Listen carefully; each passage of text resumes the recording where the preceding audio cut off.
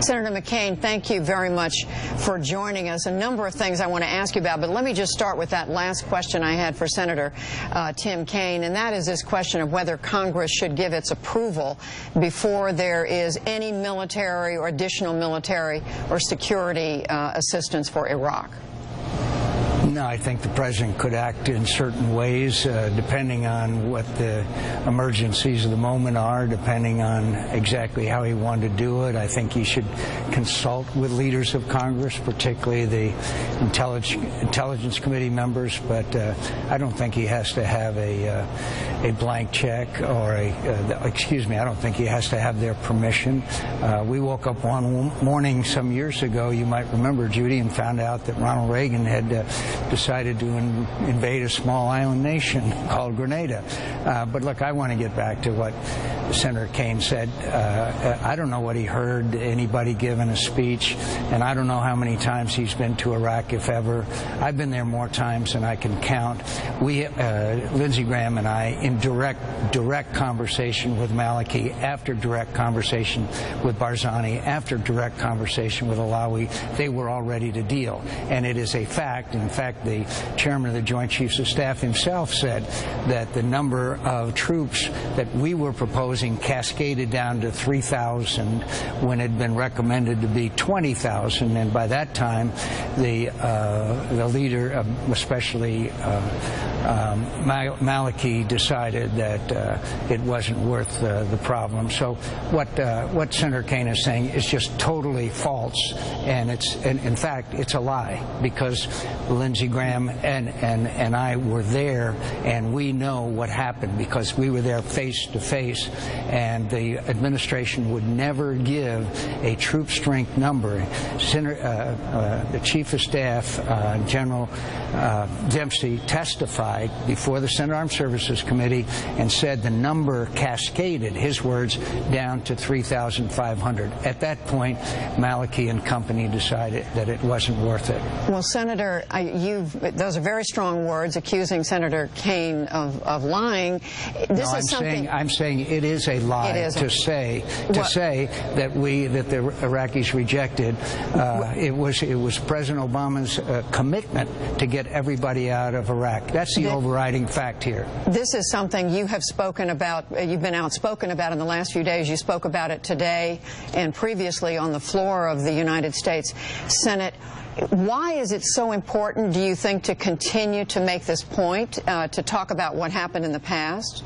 Because our opponents and those who want to justify this colossal failure that has caused the greatest threat to United States national security since the end of the Cold War, they're trying to justify it by saying that Maliki did not want American troops there, and that is not true. And the fact is, with the other point that Senator Kaine missed here, this isn't just a Sunni-Shia conflict. This is about the richest, largest terrorist organization, a control that is dedicated to the destruction of the United States, and that's the words of the Director of National Intelligence and the Secretary of Homeland Security. And Senator, what do you believe the United States should do now? What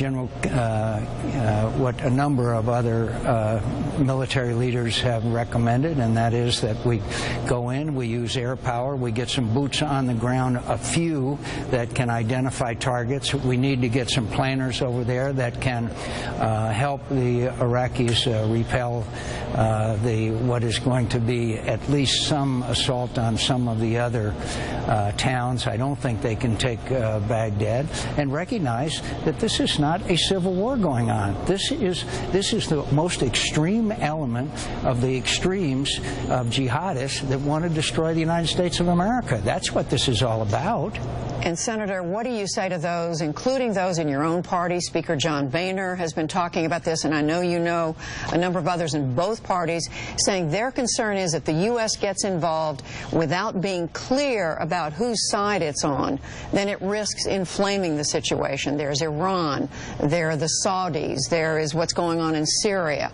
How does the U.S. know whom it is siding with?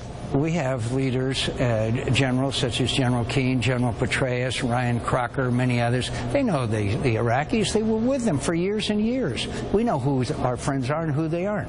Maliki is totally an abysmal failure, and he is really the cause of a lot of this success that ISIS involved. But we know who these people are. We served with them side by side for years. We can identify them.